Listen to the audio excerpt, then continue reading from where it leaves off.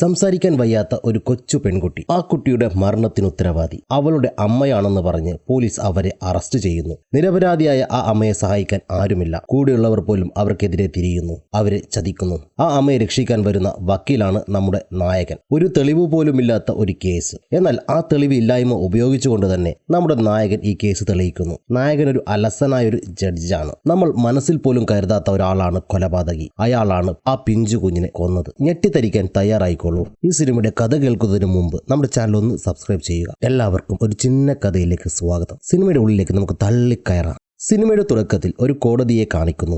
അവിടെയുള്ള വക്കീലന്മാരും കക്ഷികളും ജൂറികളും എല്ലാവരും മജിസ്ട്രേറ്റിനെ കാത്തിരിക്കുകയാണ്. അയാളാണെങ്കിൽ കോടതിയിൽ പോവാൻ തയ്യാറായിട്ട് പോലുമില്ല. ഒരു മടിയനായ മജിസ്ട്രേറ്റ്. അവസാനം അസിസ്റ്റന്റ് വന്ന് നിർബന്ധിച്ച് അയാളെ കോടതിയിലേക്ക് പോകാൻ വിളിക്കുന്നു. അപ്പോൾ നമ്മുടെ നായകൻ ആ അസിസ്റ്റന്റിനെ ചീത്ത പറയുന്നു. കാരണം ഇയാളുടെ അതേ റാങ്കിലുണ്ടായിരുന്ന ക്രിസ്റ്റീന എന്ന സ്ത്രീ അവർക്ക് പ്രൊമോഷൻ കിട്ടി. അതുമാത്രമല്ല അവരുടെ കൂടെ പോവാൻ നിൽക്കുകയാണ് ഈ അസിസ്റ്റന്റ്. അതുകൊണ്ട് ക്രിസ്റ്റീനയും അസിസ്റ്റന്റിനെയും ചീത്ത പറഞ്ഞതിന് ശേഷം നമ്മുടെ നായകൻ കോടതിയിലേക്ക് പോകുന്നു. അവിടെയാണെങ്കിൽ ചെറിയ ചെറിയ കേസുകളാണ് ഉള്ളത്. അങ്ങനെ അതൊക്കെ കേട്ട് കുറെ വിധിയൊക്കെ എഴുതി അവരെയും ചീത്ത വിളിച്ച് ഓരോ ദിവസം തള്ളി നിൽക്കുകയാണ് നമ്മുടെ നായകൻ. അവൻ ഈ ജോലി തീരെ ഇഷ്ടമല്ല. വേറെ വഴിയില്ലാത്തത് കൊണ്ടാണ് അവൻ ഈ ജോലി നോക്കുന്നത്. അങ്ങനെ ഒരു ദിവസം നായകന് തന്നെ ഈ ജോലിയിൽ നിന്ന് മാറ്റി എന്ന ഓർഡർ കിട്ടുന്നു. ആ ഓർഡർ കിട്ടിയ ദേഷ്യത്തിൽ മജിസ്ട്രേറ്റ് കസേരയ്ക്ക് താഴെയുള്ള ടേബിളിൽ ദൈവം നിന്നെ കൈവിടിഞ്ഞു എന്ന് എഴുതിക്കൊണ്ട് അവൻ അവിടെ നിന്നും ഇറങ്ങിപ്പോകുന്നു. ശേഷം നായകന്റെ സീനിയർ നായകനോട് നിന്റെ ഭാഗ്യം, നിന്നെ അവർ സെൻസർഷിപ്പ് ട്രൈബ്യൂണലിലേക്ക് അയച്ചില്ലല്ലോ.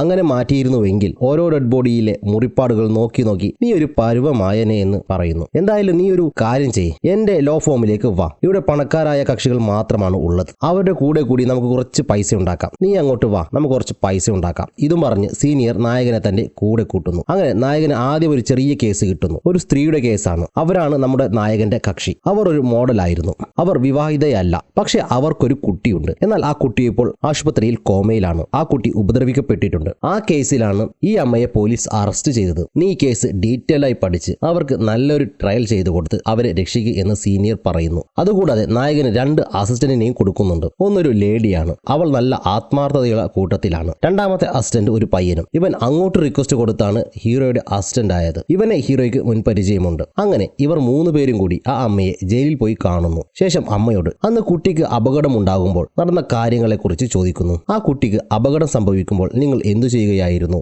എന്നൊക്കെ. അപ്പോൾ ആ അമ്മ അന്ന് മകൾക്ക് പനിയുണ്ടായിരുന്നു. അതുകൊണ്ട് പനിക്കുള്ള മരുന്ന് കൊടുത്തതിന് ശേഷം ഞാൻ അവളെ കൊണ്ടുപോയി കിടക്കയിൽ കിടത്തി. ശേഷം ഞങ്ങൾ സൈൻ ലാംഗ്വേജിൽ കുറച്ചു നേരം സംസാരിച്ചു. അവൾക്ക് സംസാരശേഷി ഇല്ലായിരുന്നു. അങ്ങനെ അവൾ പെട്ടെന്ന് തന്നെ ഉറങ്ങി. അവൾ ഉറങ്ങിയെന്ന് ഉറപ്പാക്കിയതിന് ശേഷം ഞാൻ കുറച്ച് മദ്യം കഴിച്ചു. അന്ന് എന്റെ മൂഡ് ശരിയില്ലായിരുന്നു. അങ്ങനെ മദ്യപിച്ച ശേഷം ഗാർഡൻ ഏരിയയിലുള്ള സോഫയിൽ ഞാൻ കിടന്നുറങ്ങി. അങ്ങനെ 2 മണിക്ക് ഞാൻ എഴുന്നേറ്റ് വീടിനകത്തേക്ക് പോയപ്പോൾ ഹാളിൽ എന്റെ മോൾ തലയ്ക്ക് അടിയേറ്റ് ചോര വാർന്ന് കിടക്കുന്ന കാഴ്ചയാണ് ഞാൻ കണ്ടത്. ഞാൻ അപ്പോൾ തന്നെ അവളെ ഹോസ്പിറ്റലിൽ എത്തിച്ചു. എന്നാൽ അവിടെയുള്ള ഡോക്ടേഴ്സ് പോലീസിനെ വിളിച്ച് എന്നെ അറസ്റ്റ് ചെയ്യിപ്പിച്ചു. ചൈൽഡ് നെഗ്ലക്ട് എന്ന കുറ്റത്തിന്. ഞാനാണ് എന്റെ മകളെ ഉപദ്രവിച്ചത് എന്നായിരുന്നു അവരുടെ വാദം. പക്ഷെ ഞാൻ എന്റെ മകളെ ഒരിക്കലും ഉപദ്രവിക്കില്ല എന്ന് അമ്മ പറയുന്നു. അപ്പോൾ നായകൻ അന്ന് അപകടം നടക്കുമ്പോൾ നിങ്ങളുടെ കൂടെ വേറെ ആരെങ്കിലും ഉണ്ടായിരുന്നു? നിങ്ങളുടെ ഭർത്താവ് എവിടെയെന്ന് നായകൻ ചോദിക്കുന്നു. അപ്പോൾ അമ്മ പറയുന്നു ഞാൻ കല്യാണം കഴിച്ചിട്ടില്ല. എന്റെ മകൾ ജനിക്കുന്നതിന് മുമ്പ് തന്നെ ഞാൻ എന്റെ ബോയ്ഫ്രണ്ടുമായി വേർപിരിഞ്ഞിരുന്നു എന്ന്. അപ്പോൾ നായകൻ നിങ്ങൾ 2 പേർ മാത്രമേ അവിടെ ഉണ്ടായിരുന്നുവെങ്കിൽ അപ്പോൾ വേറെ ആരാണ് ആ കുട്ടിയെ ഉപദ്രവിച്ചത്? സത്യം പറ, നിങ്ങൾ തന്നെയാണോ ആ കുട്ടിയെ ഉപദ്രവിച്ചത്? അപ്പോൾ ആ അമ്മ ഞാൻ ഒരിക്കലും എന്റെ കുട്ടിയെ ഉപദ്രവിക്കില്ല അമ്മ സങ്കടത്തോടെ പറയുന്നു. അങ്ങനെ ഇവർ ഡോക്ടർ റിപ്പോർട്ട് വായിക്കുമ്പോൾ അതിൽ ഈ കുട്ടിയുടെ 2 കൈകളിൽ ബലമായി അമർത്തിയതിന്റെ പാടുകളുണ്ട്. ഇതൊരു മുതിർന്ന ആളെ കൊണ്ട് മാത്രമേ ചെയ്യാൻ പറ്റൂ. അതുകൊണ്ട് തന്നെ ഇതൊരു ആക്സിഡന്റ് അല്ല, മറിച്ച് മനഃപൂർവ്വം ചെയ്തതാണ് എന്ന് ഡോക്ടേഴ്സ് റിപ്പോർട്ടിൽ വ്യക്തമായി സൂചിപ്പിച്ചിട്ടുണ്ട്. അങ്ങനെ നായകൻ ആ അമ്മയോട് നിങ്ങൾക്ക് ബന്ധുക്കൾ ആരുമില്ലേ? ആരെങ്കിലും സഹായത്തിന് വരുമോ എന്ന് അമ്മയോട് ചോദിക്കുന്നു. അപ്പോൾ ആ അമ്മ ഇല്ല, എനിക്കങ്ങനെ ബന്ധുക്കൾ ആരുമില്ല. എന്റെ പേരൻസ് മരിച്ചുപോയി. പിന്നെ ബന്ധുക്കൾ അവരാരും ഈ നാട്ടിലില്ല. അത് കേട്ട് ഹീറോ പേടിക്കണ്ട, കുഴപ്പമൊന്നുമില്ല. ഇത് അത്രയ്ക്കും കോംപ്ലിക്കേറ്റഡ് ആയിട്ടുള്ള കേസൊന്നുമല്ല. ഒരു ചെറിയൊരു തെളിവ് കിട്ടിയാൽ മതി. നിങ്ങളെ പുഷ്പം പോലെ നമുക്ക് പുറത്തിറക്കാം. അല്ലെങ്കിൽ നിങ്ങളുടെ മകൾ കണ്ണു തുറന്ന് നിങ്ങൾ ഉപദ്രവിച്ചിട്ടില്ല എന്ന് പറഞ്ഞാലും മതി. നിങ്ങൾ രക്ഷപ്പെടും. എന്തായാലും നമുക്ക് അതുവരെ കാത്തിരിക്കാം എന്ന് പറഞ്ഞ് നായകനും കൂട്ടരും അവിടെ നിന്നും ഇറങ്ങിപ്പോകുന്നു. അങ്ങനെ വിചാരണ ദിവസം വന്നെത്തി. ഇവരുടെ ഏരിയയിലെ ഒരു സെക്യൂരിറ്റി ജീവനക്കാരനെ വിസ്തരിക്കുന്നു. അയാൾ സാക്ഷിയായിരുന്നു ഈ കേസിലെ. അയാളോട് അന്ന് രാത്രി എന്താണ് നിങ്ങൾ കണ്ടത് എന്ന് ചോദിക്കുന്നു. അപ്പോൾ അയാൾ ഞാനപ്പോൾ പട്രോളിങ്ങിന് പോയിക്കൊണ്ടിരിക്കുമ്പോൾ ഈ സ്ത്രീയുടെ വീടിന്റെ അടുത്ത് എത്തിയപ്പോൾ ഈ അമ്മയും മകളും വഴക്കിടുന്നത് ഞാൻ ജനാലയിലൂടെ കണ്ടു. ആ കുട്ടിക്ക് മിണ്ടാൻ പറ്റാത്തത് കൊണ്ട് ഞാൻ ശബ്ദമൊന്നും കേട്ടില്ല. അമ്മയും മകളും തമ്മിലുള്ള ചെറിയ വഴക്കാണെന്ന് കരുതി ഞാൻ അവിടെ നിന്നും പോയി. എന്നാൽ പിറ്റേ ദിവസമാണ് ആ കുട്ടിക്ക് അപകടം സംഭവിച്ച കാര്യം ഞാൻ അറിയുന്നത്. ഇത് കേട്ട് അസിസ്റ്റന്റ് വക്കീൽ ഇങ്ങനെയല്ലല്ലോ ഇയാൾ പോലീസിന് നൽകിയ മൊഴി. എന്നാൽ ഇപ്പോൾ ഇയാൾ മൊഴി മാറ്റി പറയുകയാണ്. ഈ മൊഴി കേട്ട് ആ പ്രതിയായ അമ്മയും ഞെട്ടലോടെ ഇയാളെ തന്നെ നോക്കുന്നു. ഇയാൾ ഇങ്ങനെ പറയുന്നത് കേട്ട് എല്ലാവരും ഷോക്കാകുന്നു. അപ്പോൾ അസിസ്റ്റന്റ് വക്കീൽ തെരുവുകളിലെ വീടുകളിൽ എന്തെങ്കിലും പ്രശ്നമുണ്ടായാൽ നിങ്ങൾ ആദ്യം പോലീസിനെയല്ലേ വിളിക്കേണ്ടത്? പിന്നെ എന്തുകൊണ്ടാണ് നിങ്ങൾ ഈ വിവരം പോലീസിനെ അറിയിച്ചില്ല? നിങ്ങൾ ഈ കോടതിയിൽ പറയുന്നതെല്ലാം പച്ചക്കള്ളമാണ്, നിങ്ങളെല്ലാം മാറ്റി പറയുകയാണ് എന്നൊക്കെ വക്കീൽ പറഞ്ഞപ്പോൾ ആ സെക്യൂരിറ്റി ജീവനക്കാരൻ എനിക്ക് കള്ളം പറയേണ്ട കാര്യമില്ല, ഞാൻ കണ്ട കാര്യം മാത്രമേ പറഞ്ഞിട്ടുള്ളൂ, അല്ലാതെ നിങ്ങൾ ഉദ്ദേശിക്കുന്ന കാര്യം പറയാൻ എന്നെ കൊണ്ട് പറ്റില്ല, നിങ്ങൾ എന്ത് വേണമെങ്കിലും ചെയ്യും എന്ന് പറഞ്ഞ് സെക്യൂരിറ്റി ജീവനക്കാരൻ അവിടെ നിന്ന് പോകുന്നു.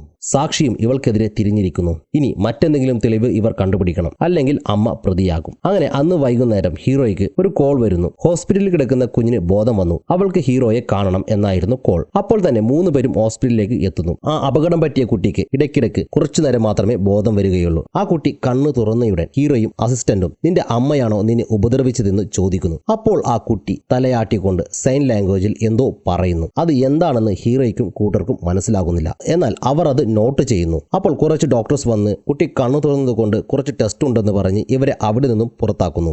അങ്ങനെ നായകൻ അസിസ്റ്റന്റിനോട് പറയുന്നു, എന്തായാലും അമ്മയല്ല ഈ കുട്ടിയെ ഉപദ്രവിച്ചത്, എന്തായാലും കുഞ്ഞ് കണ്ണു തുറന്നല്ലോ, ഇനി ഈ കുട്ടിയെ കോടതിയിൽ ഹാജരാക്കിയാൽ സത്യം ഈ കുട്ടി പറയും, ഈ കേസ് നമ്മൾ ജയിച്ചു കഴിഞ്ഞു എന്ന് ഹീറോ പറയുന്നു. അങ്ങനെ അസിസ്റ്റന്റിനെ ഹോസ്പിറ്റലിൽ നിർത്തി ഹീറോ വീട്ടിലേക്ക് പോകുന്നു. അപ്പോൾ പാതി വഴിയിൽ വെച്ച് ഹീറോയ്ക്ക് ഒരു കോൾ വരുന്നു. ആ പെൺകുട്ടി മരിച്ചു എന്നായിരുന്നു ആ കോൾ. ഇപ്പോൾ നമുക്ക് തോന്നും ആ പെൺകുട്ടി ആരെങ്കിലും മനഃപൂർവ്വം കൊന്നതാണോ എന്ന്. അങ്ങനെയല്ല, അതൊരു സ്വാഭാവിക മരണമായിരുന്നു. കൊടുത്ത ചികിത്സയ്ക്കൊന്നും ആ കുട്ടി റെസ്പോൺസ് ചെയ്തില്ല. അങ്ങനെയായിരുന്നു ആ കുട്ടി മരിച്ചത്. ഈ മരണ വാർത്ത അറിഞ്ഞ അമ്മ മനനൊന്ന് കരയുകയാണ്. അങ്ങനെ പിറ്റേ ദിവസം നായകനും കൂട്ടരും അമ്മയെ കാണാൻ വന്നിരിക്കുന്നു. അപ്പോൾ നായകൻ ഇപ്പോൾ ഇത് അബ്യൂസ് കേസല്ല, മറിച്ച് കുട്ടി മരിച്ചിരിക്കുകയാണ്, അതുകൊണ്ട് ഇതൊരു മർഡർ കേസാണ്. അത് മാത്രമല്ല ഞങ്ങൾ കുട്ടിയുമായി സംസാരിച്ചിരുന്നു, നിങ്ങളല്ല അവളെ ഉപദ്രവിച്ചത് എന്ന് അവൾ പറഞ്ഞിരുന്നു. പക്ഷേ ആരാണ് ഉപദ്രവിച്ചതെന്ന് പറയും മുന്നേ ഡോക്ടേഴ്സ് വന്ന് ഞങ്ങളെ പുറത്താക്കി. പിന്നെ ആ കുട്ടി സൈൻ ലാംഗ്വേജിൽ ഒരു കാര്യം കാണിച്ചിരുന്നു, എന്താണ് അത് നിങ്ങൾക്കെന്ന് അറിയാമോ എന്ന് ചോദിച്ച് അവർ ആ അമ്മയ്ക്ക് ആ സൈൻ ലാംഗ്വേജ് കാണിച്ചു കൊടുക്കുന്നു. അപ്പോൾ അമ്മ എന്റെ മകൾ പറഞ്ഞത് അമ്മ ഒരിക്കലും അവളെ അടിക്കില്ല എന്നാണ്. അപ്പോൾ നായകൻ നിങ്ങൾ നിങ്ങളുടെ മോളെ അടിക്കില്ല എന്ന് മനസ്സിലായി, പക്ഷേ ഇപ്പോൾ കേസ് സ്ട്രോങ് ആയി, നിങ്ങളെ രക്ഷിക്കാൻ ഒരു വഴിയുമില്ല, നിങ്ങൾക്ക് ജീവപര്യന്തം വരെ തടവ് കിട്ടാനുള്ള എല്ലാ സാഹചര്യവുമുണ്ട്, നിങ്ങൾ എന്തെങ്കിലും ഒളിപ്പിക്കുന്നുണ്ടെങ്കിൽ ദയവ് ചെയ്ത് അത് ഇപ്പോൾ പറയണം, അന്ന് ആരെങ്കിലും നിങ്ങളുടെ കൂടെ ഉണ്ടായിരുന്നുവോ, ആരെങ്കിലും നിങ്ങളെ കാണാൻ വന്നിരുന്നുവോ എന്ന്. ഇത് കേട്ടപ്പോൾ അമ്മ പറയുന്നു, അതെ എന്റെ ബോയ് ഫ്രണ്ട് വന്നിരുന്നു എന്നെ കാണാൻ. ഇത് പറഞ്ഞ് ആ സീൻ അവിടെ കട്ടായി. അടുത്ത സീനിൽ വക്കീലന്മാർ പരസ്പരം സംസാരിക്കുകയാണ്, ആ ബോയ് ഫ്രണ്ട് ആയിരിക്കുമോ കുറ്റവാളി എന്ന്. എന്നാൽ അസിസ്റ്റന്റ് വക്കീൽ ഈ സംഭവം നടക്കുമ്പോൾ അയാൾ വേറൊരു സ്റ്റുഡിയോയിലായിരുന്നു, അതിന് ശക്തമായ തെളിവുണ്ട്, ആ ബോയ് ഫ്രണ്ട് അല്ല കുറ്റവാളി. അതുമാത്രമല്ല അയാൾ ഒരു ധനിക കുടുംബത്തിൽപ്പെട്ട പ്രമാണിയാണ്. അതുകൂടാതെ അയാളുടെ ഭാര്യ അതിലും വലിയ പ്രമാണി കുടുംബക്കാരാണ്. ഇവർ ചങ് ഫാമിലി എന്നാണ് അറിയപ്പെടുന്നത്. ഈ ബോയ് ഫ്രണ്ടാണ് കുറ്റവാളിയെങ്കിൽ ചങ് ഫാമിലി ഇയാളെ പുഷ്പം പോലെ രക്ഷപ്പെടുത്തും. അപ്പോൾ ഹീറോ നമുക്ക് ആ അമ്മയെ രക്ഷിച്ചാൽ മതി, കുറ്റവാളിയെ പോലീസ് കണ്ടുപിടിച്ചോളും, നമുക്ക് എന്തായാലും ആ അമ്മയെ രക്ഷിക്കാം, പിന്നെ ആ ബോയ് ഫ്രണ്ടിനെ സഹായിച്ചാൽ ചങ് ഫാമിലിയിൽ നിന്നും കുറച്ച് പണം കിട്ടാതിരിക്കില്ല, നമുക്ക് ആ വഴി നോക്കാം എന്ന് ഹീറോ പറയുന്നു. അങ്ങനെ നായകൻ നേരെ ബോയ് ഫ്രണ്ടിനെ കാണാൻ വരുന്നു. എന്നിട്ട് ബോയ് ഫ്രണ്ടിനോട് നിങ്ങൾ വീടിനകത്ത് പോകുമ്പോൾ കുട്ടി അപകടം സംഭവിച്ച് നിലത്ത് കിടക്കുകയായിരുന്നു അല്ലേ എന്ന് നായകൻ അയാളോട് ചോദിക്കുന്നു. അതേ എന്ന് കാമുകൻ മറുപടി നൽകുന്നു. അപ്പോൾ നിങ്ങൾ അങ്ങോട്ടേക്ക് പോകുമ്പോൾ ആ വീടിന്റെ ഡോർ ഓപ്പൺ ആയിരുന്നുവല്ലേ എന്ന് നായകൻ ചോദിക്കുന്നു. അപ്പോൾ കാമുകൻ അതെ അവിടേക്ക് പോകുമ്പോൾ ഡോർ ഓപ്പൺ ആയിരുന്നു എന്ന് മറുപടി നൽകുന്നു. ഈ മറുപടി കേട്ടതും നായകൻ മതി, ഇതു മതി, നിങ്ങളുടെ കാമുകിയെ രക്ഷിക്കാൻ നിങ്ങൾ പറഞ്ഞതിന് പ്രകാരം നിങ്ങൾ അവിടേക്ക് പോകുമ്പോൾ ഡോർ ഓപ്പൺ ആയിരുന്നു, അങ്ങനെയാണെങ്കിൽ ആർക്ക് വേണമെങ്കിലും ആ വീടിനകത്തേക്ക് കയറി ചെന്ന് ആ കുട്ടിയെ ഉപദ്രവിക്കാം, അതുകൊണ്ട് ഈ ഒരു തെളിവ് മതി, നിങ്ങൾ കോടതിയിൽ ഇതേ കാര്യങ്ങൾ പറഞ്ഞാൽ മതി, നിങ്ങളുടെ കാമുകിയെ നമുക്ക് പുഷ്പം പോലെ രക്ഷപ്പെടുത്താം. അതുമാത്രമല്ല ഈ കേസ് തീർന്നു കഴിഞ്ഞാൽ ഞാൻ നിങ്ങൾക്ക് വേണ്ടി ഹാജരാവാം, നിങ്ങളുടെ റെപ്യൂട്ടേഷൻ തകരാതെ നിങ്ങൾക്ക് അനുകൂലമായി കോടതിയിൽ ഞാൻ ഹാജരാവാം, അപ്പോൾ നിങ്ങൾക്കൊരു ബുദ്ധിമുട്ടും ഉണ്ടാവില്ല. ആ ഡീൽ ബോയ് ഫ്രണ്ട് സമ്മതിക്കുന്നു. ആ മരണപ്പെട്ട കുഞ്ഞ് ഇയാളുടെ മകളാണ്, ആ സ്ത്രീയെ ഇയാൾ കല്യാണം കഴിച്ചിട്ടില്ല, അതുകൂടാതെ ഇയാൾക്ക് വേറൊരു ഭാര്യയുമുണ്ട്. അടുത്ത ഷോട്ടിൽ കാണിക്കുന്നത് ഈ കാമുകന്റെ ഭാര്യയാണ്, ലീഗൽ വൈഫ്. അവരുടെ അങ്കിൾ ഇവരെ കാണാൻ വന്നിരിക്കുകയാണ്. ഇയാൾ ഒരു വക്കീലാണ്, ഇവർക്ക് ലീഗൽ അഡ്വൈസ് കൊടുക്കാനായിട്ടാണ് അയാൾ ഇപ്പോൾ ഇങ്ങോട്ടേക്ക് വന്നത്. ആ അങ്കിൾ വക്കീൽ നിങ്ങൾ ഈ കേസിനെ കുറിച്ച് ഓർത്ത് ടെൻഷൻ അടിക്കേണ്ട, ഞാൻ പറയുന്നത് പോലെ ചെയ്താൽ മതി എന്ന് അദ്ദേഹം പറയുന്നു. അങ്ങനെ പിറ്റേ ദിവസം ട്രയൽ നടക്കുമ്പോൾ ഹീറോ കാമുകനോട് ഈ അപകടം നടക്കുമ്പോൾ നിങ്ങൾ എവിടെയായിരുന്നു എന്ന് ചോദിക്കുന്നു. പുള്ളിക്കാരൻ ഞാൻ സ്റ്റുഡിയോയിലായിരുന്നു എന്നും അത് കഴിഞ്ഞ് സാങ്ങിന്റെ വീട്ടിൽ, അതായത് ഈ അമ്മയുടെ വീട്ടിലേക്ക് പോയിരുന്നു. അപ്പോൾ എന്റെ മകൾ തലയ്ക്ക് പരിക്ക് പറ്റി നിലത്ത് കിടക്കുന്ന കാഴ്ചയാണ് ഞാൻ കണ്ടത്. ഞാൻ ഉടനെ തന്നെ കുട്ടിയുടെ അമ്മയെ വിളിച്ചു. അവൾ വന്നയുടൻ ആംബുലൻസിനെ വിളിക്കാൻ പോയി. ഇതാണ് അന്ന് നടന്നത്. അപ്പോൾ നമ്മുടെ നായകൻ വക്കീൽ, നിങ്ങൾ ആ വീട്ടിലേക്ക് കടക്കുമ്പോൾ ആ വീടിന്റെ വാതിൽ ലോക്ക്ഡ് ആയിരുന്നുവോ അതോ ഓപ്പൺ ആയിരുന്നുവോ എന്ന് ചോദിക്കുന്നു. അപ്പോൾ കാമുകൻ ഒന്നും തന്നെ ആലോചിക്കാതെ, ലോക്ക്ഡ് ആയിരുന്നു. ഞാൻ ലൈറ്റ് ഓൺ ചെയ്ത ശേഷം എന്റെ കയ്യിലുണ്ടായിരുന്ന ഡ്യൂപ്ലിക്കേറ്റ് കീ ഉപയോഗിച്ചാണ് ആ വീടിന്റെ ഉള്ളിലേക്ക് കയറിയത് എന്ന് ആ കാമുകൻ പറയുന്നു. ഈ മറുപടി കേട്ട് ആകെ ഞെട്ടിത്തരിച്ചിരിക്കുകയാണ് നമ്മുടെ നായകൻ വക്കീൽ. അദ്ദേഹം പിന്നെയും ചോദിക്കുന്നു, അതായത് ആ വീട് ലോക്ക് ആയിരുന്നുവോ എന്നാണോ നിങ്ങൾ പറയുന്നത്? അതെ, ആ വീട് ലോക്ക് ആയിരുന്നുവെന്ന് കാമുകൻ തറപ്പിച്ചു പറയുന്നു. ഇതും കേട്ടത് നായകൻ, ഞാൻ ഈ സ്റ്റേറ്റ്മെന്റിനെ ഒബ്ജക്റ്റ് ചെയ്യുകയാണ് എന്ന് വിളിച്ചു പറയുന്നു. അപ്പോൾ ജഡ്ജ്, ഇത് നിങ്ങളുടെ സാക്ഷിയല്ലേ, നിങ്ങളുടെ സാക്ഷിയുടെ മൊഴി നിങ്ങൾക്ക് എതിർക്കാൻ സാധിക്കില്ല എന്ന് ജഡ്ജ് പറയുന്നു. ഹീറോ ആകെ പെട്ട അവസ്ഥയിലാകുന്നു. കാമുകനെ ഒരു ഹോസ്റ്റൈൽ വിറ്റ്നസ് ആക്കാനും പറ്റില്ല. കാരണം പുള്ളി പറഞ്ഞ കാര്യങ്ങൾ വിശ്വസിച്ച് ഹീറോ കാമുകന്റെ സ്റ്റേറ്റ്മെന്റ് എഴുതിയെടുത്തിരുന്നില്ല. ശരിക്കും 8ന്റെ പണിയാണ് ഇപ്പോൾ നമ്മുടെ നായകന് കിട്ടിയത്. അങ്ങനെ വേറെ സാക്ഷികളെ വിസ്തരിക്കാൻ ഇല്ലാത്തത് കൊണ്ട് ജൂറിയും ആ അമ്മ കുറ്റവാളി എന്ന് കണ്ടെത്തി. അതുകൊണ്ട് ഡിസേബിൾഡ് ആയ ആ മകളെ ഉപദ്രവിച്ചു കൊന്ന അമ്മയ്ക്ക് 17 വർഷം കഠിന തടവ് കോടതി വിധിക്കുന്നു. ആ വിധി കേട്ട് ആ സ്ത്രീ, എന്നെ എത്ര വർഷം വേണമെങ്കിലും ജയിലിലിട്ടോളൂ, പക്ഷേ എന്റെ കുഞ്ഞിനെ ഞാൻ കൊന്നു എന്ന് മാത്രം പറയരുത് എന്ന് ഉറക്കെ കരഞ്ഞുകൊണ്ട് പറയുന്നു. അങ്ങനെ കോടതിക്ക് പുറത്ത് ഹീറോയുടെ കൂടെ ഉണ്ടായിരുന്ന ആ അസിസ്റ്റന്റ് പെണ്ണ് ഹീറോയെ ചീത്ത പറയുന്നു. ഒരു ടെസ്റ്റ് മണി പോലും എഴുതാൻ മടിയുള്ള നീ കാരണം മകളെ നഷ്ടപ്പെട്ട നിരപരാധിയായ ആ അമ്മ ചെയ്യാത്ത കുറ്റത്തിന് ഇന്ന് ജയിലിലായി, ഇതിനൊക്കെ നീ ഉത്തരം പറയേണ്ടി വരും എന്നൊക്കെ പറഞ്ഞ് നമ്മുടെ നായകനോട് ആ അസിസ്റ്റന്റ് പെണ്ണ് ഒരുപാട് ദേഷ്യപ്പെട്ട് അവൾ അവിടെ നിന്ന് പോകുന്നു. ഇതേ സമയം ജയിലിൽ ആ അമ്മ മനോവിഷമത്തിൽ ആത്മഹത്യക്ക് ശ്രമിക്കുന്നു. ഗാർഡ് കണ്ടതുകൊണ്ട് മാത്രം അവർ രക്ഷപ്പെടുന്നു. ഇതേ സമയം നമ്മുടെ നായകൻ കേസ് തോറ്റ ദുഃഖത്തിന് കള്ളും കുടിച്ച് ബാറിലുള്ളവരുമായി വഴക്കിടുന്നു. അങ്ങനെ നായകന്റെ സുഹൃത്ത് അങ്ങോട്ട് വന്ന് നായകനെ രക്ഷപ്പെടുത്തുന്നു. അതുമാത്രമല്ല, അവൻ നായകനിട്ടൊന്ന് പൊട്ടിക്കുന്നുമുണ്ട്. അങ്ങനെ അവർ രണ്ടുപേരും സംസാരിക്കുമ്പോൾ നായകൻ തന്റെ അവസ്ഥ തന്റെ സുഹൃത്തിനോട് പറയുന്നു. 20 വർഷം ഞാൻ സത്യസന്ധമായി പാവങ്ങളെ മാത്രം സേവിച്ച് ജീവിച്ചു. എന്നാൽ എന്റെ കയ്യിൽ 5 പൈസയില്ല. ഒരേ സ്ഥലത്തിരുന്ന് ജീവിച്ച് മടുത്ത എനിക്ക് അവിടെ നിന്ന് പുറത്തു വന്നപ്പോൾ ഒരു അമ്മയുടെ കേസ് കിട്ടി. ഒരു മകളെ നഷ്ടപ്പെട്ട ഒരമ്മ. എന്നാൽ എനിക്ക് അവരെ രക്ഷിക്കാനായില്ല. ഇപ്പോൾ എന്റെ കയ്യിൽ കുറ്റബോധം മാത്രമേ ഉള്ളൂ എന്നൊക്കെ നായകൻ സ്വയം വിമർശിക്കുന്നു. അപ്പോൾ കൂട്ടുകാരൻ, നീ അത്രയ്ക്ക് മോശപ്പെട്ടവനൊന്നുമല്ല. അങ്ങനെ മോശപ്പെട്ടവനായിരുന്നുവെങ്കിൽ ഇന്ന് ഈ കേസ് തോറ്റയുടൻ നീ വേറെ കേസ് അന്വേഷിച്ചു പോകുമായിരുന്നു. നിനക്ക് അങ്ങനെ പോകാൻ പറ്റില്ല. നിനക്ക് ഇനിയും സമയമുണ്ട് പാവപ്പെട്ടവരെ സഹായിക്കാൻ. അങ്ങനെ 2 വർഷം കഴിഞ്ഞുള്ള കാര്യങ്ങളാണ് കാണിക്കുന്നത്. ഹീറോ ഇപ്പോൾ പാവങ്ങൾക്ക് നിയമസഹായം കൊടുക്കുന്ന ഒരു വക്കീലാണ്. അപ്പോഴാണ് ആ പഴയ അസിസ്റ്റന്റ് വക്കീൽ ഹീറോയെ കാണാൻ ഹോസ്പിറ്റലിലേക്ക് വിളിച്ചു വരുത്തുന്നു. സംഭവം എന്തെന്നാൽ 2 വർഷം മുമ്പ് ആ അമ്മയ്ക്കെതിരെ സാക്ഷി പറഞ്ഞ ആ സെക്യൂരിറ്റി ജീവനക്കാരൻ ആത്മഹത്യക്ക് ശ്രമിച്ചു. കാരണം അദ്ദേഹത്തിന് ക്യാൻസർ ആയിരുന്നു. ഇനി അധികകാലം ജീവിക്കില്ല എന്ന് ഡോക്ടേഴ്സ് പറഞ്ഞപ്പോൾ അയാൾ ആ ദുഃഖത്തിൽ ആത്മഹത്യക്ക് ശ്രമിച്ചു. എന്നാൽ ആത്മഹത്യ ചെയ്യുന്നതിന് മുമ്പ് അയാൾ ഒരു ലെറ്റർ എഴുതിയിരുന്നു. അതിൽ ആ അമ്മയ്ക്കെതിരെ കാശിന് വേണ്ടി ഞാൻ മൊഴി മാറ്റി പറഞ്ഞുവെന്നും ആ ഒരു തെറ്റ് മാത്രമേ ഞാൻ ചെയ്തിട്ടുള്ളൂ എന്നും അതെനിക്ക് തിരുത്തണം, എന്നോട് ക്ഷമിക്കൂ എന്നായിരുന്നു ആ ലെറ്ററിൽ. എന്നാൽ അയാളുടെ നില കുറച്ച് ക്രിട്ടിക്കൽ ആയതുകൊണ്ട് ഇന്ന് രാത്രി ചിലപ്പോൾ അയാൾ മരിക്കുമെന്ന്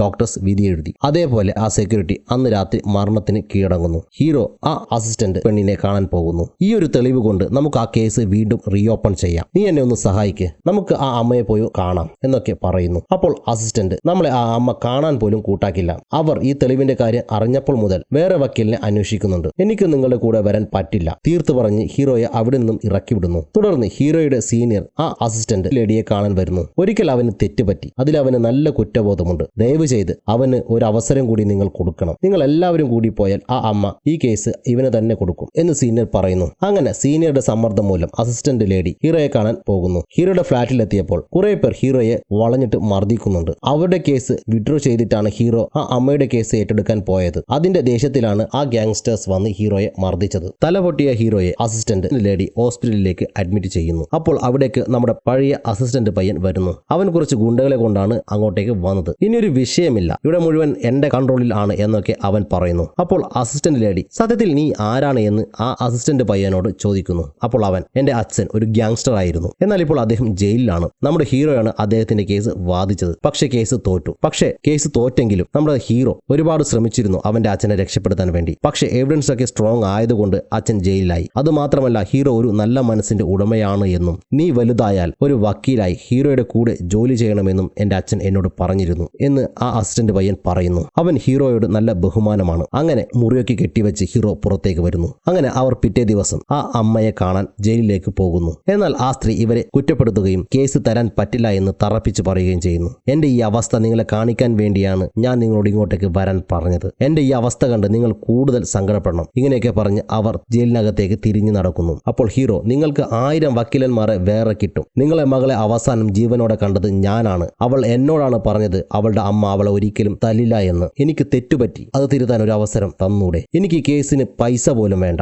എന്റെ തെറ്റ് തിരുത്താൻ ഒരു അവസരം, അത് മാത്രം മതി എനിക്ക്. ഇത്രയും കേട്ടപ്പോൾ ആ അമ്മയ്ക്ക് സങ്കടം തോന്നി. അവർ ഈ കേസ് ഹീറോയ്ക്ക് കൊടുക്കാൻ തീരുമാനിക്കുന്നു. അങ്ങനെ അന്ന് തൊട്ട് നമ്മുടെ നായകനും കൂട്ടരും ഈ കേസിനെ കൂടുതൽ വിശദമായി പഠിക്കുന്നു, എന്തെങ്കിലും എവിഡൻസ് ഉണ്ടോ എന്ന് അറിയാൻ. അങ്ങനെ ഹീറോ ആ അമ്മലടിയെ കാണാൻ ജയിലിൽ വന്നിരിക്കുകയാണ്. കാരണം ഇവരുടെ നിയമപ്രകാരം രണ്ടാമത് അപ്പീൽ ചെയ്യുന്നതിന് ചെറിയൊരു പ്രശ്നമുണ്ട്. അത് എന്താണെന്ന് വെച്ചാൽ, രണ്ടാമത്തെ അപ്പീൽ ചെയ്യാതിരുന്നാൽ ആദ്യം കിട്ടിയ ശിക്ഷ അനുഭവിച്ച് തീർക്കാം. അതല്ല, രണ്ടാമതും അപ്പീൽ ചെയ്ത് കേസ് തോറ്റാൽ പരോള് പോലും ഇല്ലാതെ ജീവിതകാലം മുഴുവനും ജയിലിൽ കിടക്കേണ്ടി വരും. ഇക്കാര്യം പറയാനാണ് വക്കീൽ ജയിലിലേക്ക് എത്തിയത്. എന്നാൽ ഈ കാര്യം കേട്ടപ്പോൾ ആ അമ്മ, എന്റെ മകളെ കൊന്നത് ആരാണെന്ന് എനിക്കറിയണം, അതറിയാതെ അവൾക്ക് നീതി കിട്ടാതിരിക്കുന്നതിലും ഭേദം ഞാൻ ജീവിതകാലം മുഴുവനും ഈ ജയിലിൽ കഴിയുന്നതാണ്. അതുകൊണ്ട് ഈ കേസുമായി മുന്നോട്ട് പോകാൻ ആ അമ്മ സമ്മതം നൽകുന്നു. ഇതേ സമയം കാമുകന്റെ ഫാമിലി അവരും നല്ലൊരു വക്കീലിനെ ഏർപ്പാടാക്കുകയാണ്. നമ്മുടെ ഹീറോ ആ വക്കീലിനെ കാണാൻ വരികയും കാമുകനെയും അവന്റെ ഭാര്യയെയും ഭാര്യയുടെ അമ്മയെയും വിസ്തരിക്കണമെന്ന് പറയുന്നു. എന്നാൽ ആ വക്കീൽ അതെല്ലാം ബ്ലോക്ക് ചെയ്ത് ഹീറോയെ ഇൻസൾട്ട് ചെയ്ത് അവിടെ നിന്നും ഇറക്കി വിടുന്നു.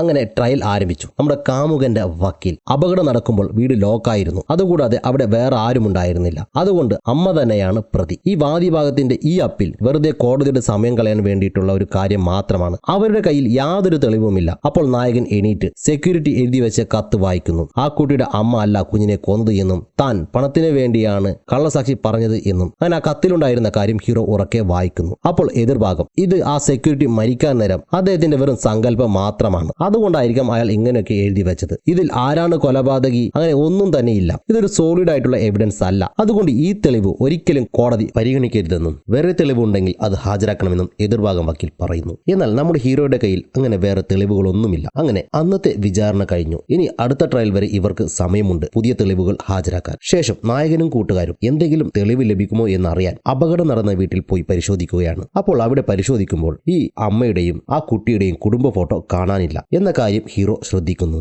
സോ ആ ഫാമിലി ഫോട്ടോ കണ്ട് ദേഷ്യം വന്ന ആരോ ആണ് ഈ കുട്ടിയെ തള്ളിയിട്ടത്. അങ്ങനെയാണെങ്കിൽ ആർക്കാണ് ഇവരുടെ ഫാമിലി ഫോട്ടോ കാണുമ്പോൾ ഇത്രയ്ക്കും ദേഷ്യം വരുന്നത്? അവസാനം നായകനും കൂട്ടരും കാമുകന്റെ ഭാര്യയെ സംശയിക്കുന്നു. കാരണം ഭർത്താവിന്റെ അവിഹിതം കണ്ടെത്തിയാൽ ആർക്കായാലും ദേഷ്യം വരും. അങ്ങനെ നായകൻ ഒരു സ്പൈയെ ഈ കാമുകന്റെ ഭാര്യയെ നിരീക്ഷിക്കാൻ വേണ്ടി ഏർപ്പാടാക്കുന്നു. ആ പെണ്ണ് എവിടെയെല്ലാം പോകുന്നു, ആരോടൊക്കെ സംസാരിക്കുന്നു, അങ്ങനെ എല്ലാ കാര്യങ്ങളും അറിയാൻ വേണ്ടി ഹീറോ ഒരു സ്പൈയെ അവളുടെ പിറകെ വിടുന്നു. അതിനുശേഷം ജയിലിൽ പോയി നായകൻ ആ അമ്മയെ കാണുന്നു. എന്നിട്ട് നിങ്ങളുടെ കാമുകന്റെ ഭാര്യയെ നിങ്ങൾ നേരിട്ട് കണ്ടിട്ടുണ്ടോ, അവരെ പരിചയമുണ്ടോ എന്നൊക്കെ ചോദിക്കുന്നു. അപ്പോൾ ആ അമ്മ കാര്യങ്ങളൊക്കെ പറയാൻ തുടങ്ങുന്നു. സത്യത്തിൽ അവർ രണ്ടുപേരുമായിട്ടും ഈ അമ്മയ്ക്ക് ബന്ധമുണ്ടായിരുന്നു. രണ്ടുപേരെയും ഈ അമ്മ ഒരുപോലെ സാറ്റിസ്ഫൈ ചെയ്തിരുന്നു. എന്നാൽ കാമുകന്റെ ഭാര്യ ആവശ്യം കഴിഞ്ഞപ്പോൾ ഈ സ്ത്രീയെ ഒഴിവാക്കി. എന്നാൽ കാമുകൻ അത് കഴിഞ്ഞില്ല. ഭാര്യ അറിയാതെ അയാൾ ആ സ്ത്രീയുമായി ബന്ധം പുലർത്തി. അവർ തമ്മിൽ പ്രണയത്തിലായി. ഈ അമ്മയ്ക്ക് അയാളുടെ സ്വത്തിൽ മോഹമില്ലായിരുന്നു. ആരുമില്ലാത്ത ഇവർക്ക് ഒരു കുടുംബം വേണമായിരുന്നു, ഒരു കുഞ്ഞ് വേണമായിരുന്നു. അതിനുവേണ്ടിയായിരുന്നു ഈ സ്ത്രീ ഇയാളുമായി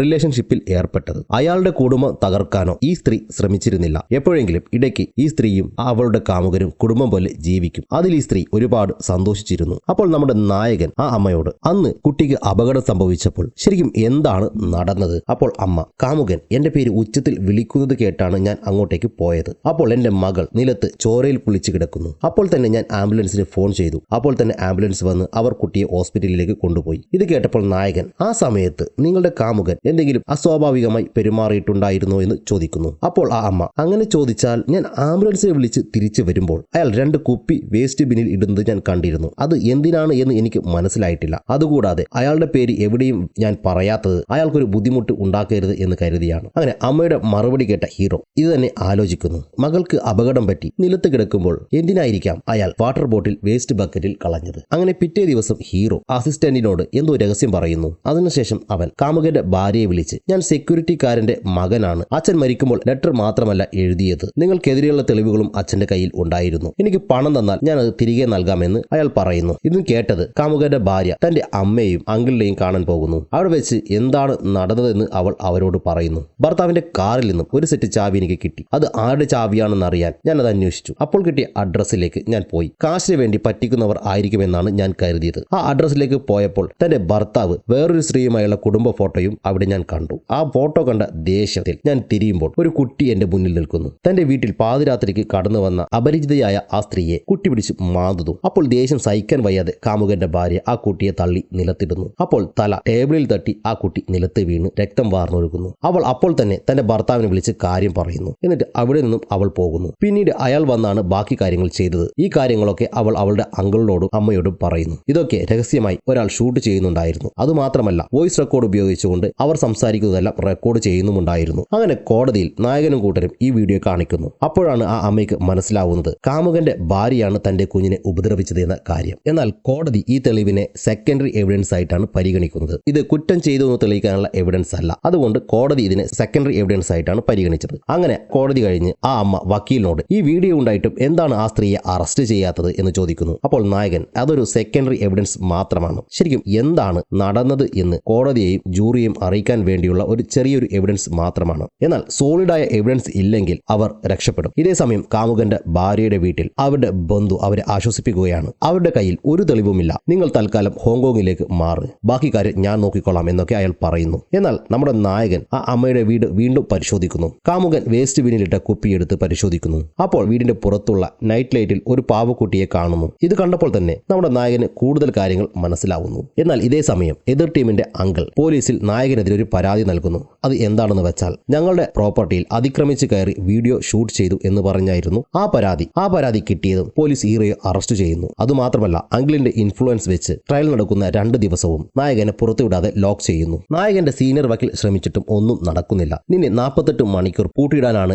ഇവർ തീരുമാനിച്ചിരിക്കുന്നത്. ഞാൻ എത്ര ശ്രമിച്ചിട്ടും ഉദ്യോഗസ്ഥർ വഴങ്ങുന്നില്ല എന്ന് സീനിയർ വക്കീൽ നായകനോട് പറയുന്നു. ഇതേ സമയം നമ്മുടെ വില്ലന്മാരുടെ വക്കീൽ അയാൾക്ക് ആമ നിരപരാധിയാണെന്ന സത്യം മനസ്സിലായി. അപ്പോൾ അയാൾ തന്റെ കക്ഷികളോട് നമുക്ക് ആ സ്ത്രീയെ രക്ഷപ്പെടുത്താം, അതുമാത്രമല്ല നിങ്ങൾക്കൊരു അപകടവും വരാതെ ഞാൻ നോക്കിക്കൊള്ളാം, അവർ കുഞ്ഞു നഷ്ടപ്പെട്ട അമ്മയല്ലേ, അവരെ ഇനിയും ഉപദ്രവിക്കരുത് എന്ന് എതിർഭാഗം വക്കീൽ കക്ഷികളോട് പറയുന്നു. എന്നാൽ എതിർ ടീമിലെ അങ്കിൾ ഇതിന് സമ്മതിക്കുന്നില്ല. അവൾ ജയിലിൽ കഴിയണം എന്ന് തന്നെ തറപ്പിച്ചു പറയുന്നു. അപ്പോൾ എതിർ ടീമിന്റെ വക്കീൽ എന്നാൽ ഞാൻ ഈ കേസ് ഒഴിയുന്നു എന്ന് പറയുന്നു. അപ്പോൾ എതിർ ടീമിലെ അങ്കിൾ വക്കീലിനെ ഭീഷണിപ്പെടുത്തുന്നു. നിന്റെ കരിയർ തന്നെ ഞാൻ നശിപ്പിക്കും, നീ ഈ കേസ് ഏറ്റെടുത്തിട്ടുണ്ടെങ്കിൽ അത് നീ പൂർത്തിയാക്കണം, എന്റെ കക്ഷികളെ രക്ഷപ്പെടുത്തണം എന്നൊക്കെ പറഞ്ഞ് വക്കീലിനെ ഭീഷണിപ്പെടുത്തുന്നു. അപ്പോൾ തന്നെ വക്കീൽ ഇയാൾക്കൊരു പണി കൊടുക്കണമെന്ന് മനസ്സിൽ വിചാരിക്കുന്നു. ഇതേ സമയം നായകനെ കാണാൻ അവന്റെ ടീം പോലീസ് സ്റ്റേഷനിൽ വന്നിരിക്കുന്നു. ചങ് ഫാമിലി നാട് വിടാൻ പോകുന്ന കാര്യം അസിസ്റ്റന്റ് നായകനോട് പറയുന്നു. അങ്ങനെ നാളെ കോടതിയിൽ സമർപ്പിക്കേണ്ട തെളിവ് എന്തൊക്കെയാണ് എന്ന് നായകൻ നോക്കിയപ്പോൾ അതിൽ കുറച്ച് സ്റ്റേറ്റ്മെന്റ് മാത്രമാണ് ഉള്ളത്. അത് കണ്ടയുടൻ നായകൻ അസിസ്റ്റന്റ് പെണ്ണിനോട് കുറെ ചീത്ത പറയുന്നു. നിന്നെ കൊണ്ടൊന്നും പറ്റില്ല,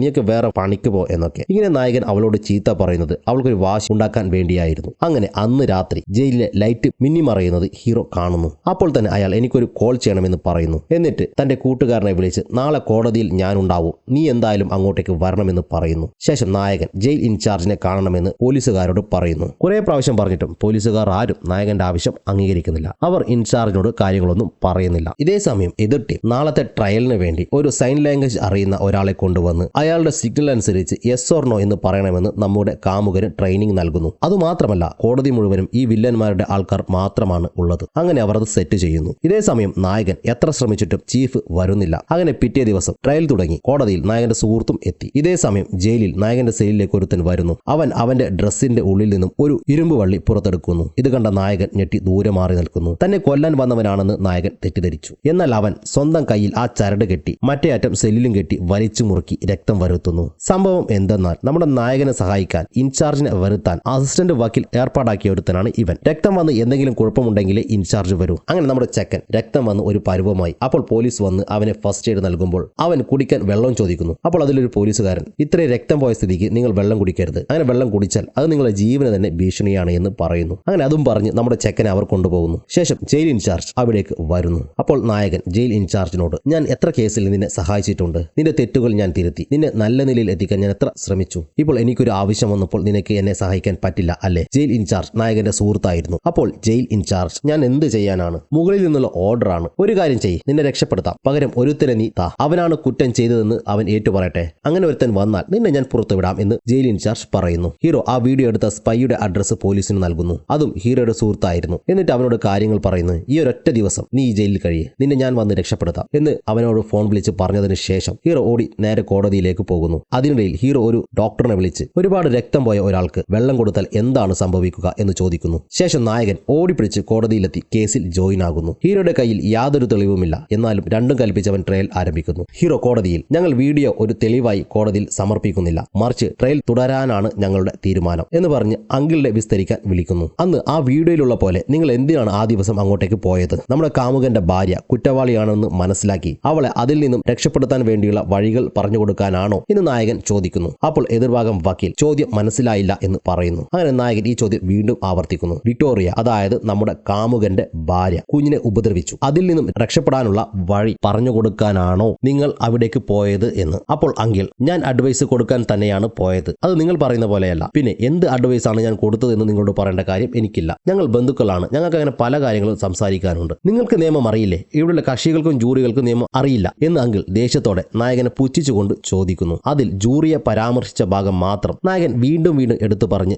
ജൂറിയിൽ ഈ അങ്കിളിനെതിരെ ഒരു ഹേറ്റ് ഫീൽ ഉണ്ടാക്കുന്നു. അതായത് അപ്പോൾ നിങ്ങൾ പറഞ്ഞു വരുന്നത് ഈ ജൂറി വെറും വേസ്റ്റ് ആണ് എന്ന്, ഇവർക്ക് ഒന്നും അറിയില്ല എന്നൊക്കെയാണല്ലേ എന്ന രീതിയിലുള്ള പരാമർശം ജൂറിക്ക് കോംപ്ലക്സ് ഉണ്ടാക്കുന്നു. അങ്ങനെ നായകൻ നമ്മുടെ കാമുകനെ വിസ്തരിക്കാൻ വേണ്ടി വിളിക്കുന്നു. അതിനോടൊപ്പം നായകൻ കോടതി മുമ്പാകെ പറയുന്നു, ഇയാളെ വിസ്തരിച്ച ഒരു കാര്യവുമില്ല. നിങ്ങൾ അയാൾക്ക് നല്ല ട്രെയിനിങ് കൊടുത്തിട്ടുണ്ടാകും. അതനുസരിച്ച് അയാൾ മറുപടി നൽകും. പണം കൊണ്ട് നിങ്ങൾക്ക് നിയമത്തെ വളച്ചൊടിക്കാനുള്ള മുന്നൊരുക്കങ്ങളുമായിട്ടായിരിക്കും നിങ്ങൾ വന്നിട്ടുണ്ടാവുക അല്ലേ എന്ന് നിങ്ങളോട് ചോദിച്ചാൽ അല്ല എന്ന് മാത്രമേ നിങ്ങൾ മറുപടി പറയൂ. അതുകൊണ്ട് ഞാൻ ആ ചോദ്യം ചോദിക്കുന്നില്ല എന്ന് പറഞ്ഞ് നായകൻ ആ ചോദ്യം മുഴുവനായി ചോദിക്കുന്നില്ല. ഇങ്ങനെയൊക്കെ നായകൻ ചോദിക്കുന്നതും പറയുന്നതും ആ അങ്കിൾ വക്കീലിനെ ദേഷ്യം പിടിപ്പിക്കാനാണ്. നായകൻ ഉദ്ദേശിച്ചതുപോലെ അങ്കിൾ ദേഷ്യപ്പെടുന്നു. അയാൾ, ഞാൻ കുറേ പ്രാവശ്യം ട്രയൽ നടത്തിയിട്ടുണ്ട്, ട്രയൽ നടത്തുന്നത് കണ്ടിട്ടുമുണ്ട്. ഇത്രയ്ക്ക് മോശപ്പെട്ട ട്രയൽ ആദ്യമായിട്ടാണ് കാണുന്നത്. അതിന് കാരണം ഈ ജഡ്ജാണ്. ഇയാളാണ് ഇതിന് വളം വെച്ച് കൊടുക്കുന്നത്. ഈ കേസ് കഴിഞ്ഞാലുടൻ ഈ ജഡ്ജിനെതിരെ ഞാൻ ചീഫ് ജസ്റ്റിസിന് പരാതി നൽകും എന്നും പറഞ്ഞ് മജിസ്ട്രേറ്റിനോട് അങ്കിൾ ചൂടാകുന്നു. അങ്ങനെ ഇപ്പോൾ മജിസ്ട്രേറ്റിനും ജൂറിക്കും എല്ലാം ചങ് ഫാമിലിയോട് ഒരു വിരോധം ഉടലെടുക്കുന്നു. ഇത് തന്നെയായിരുന്നു നായകന്റെ ലക്ഷ്യവും. അങ്ങനെ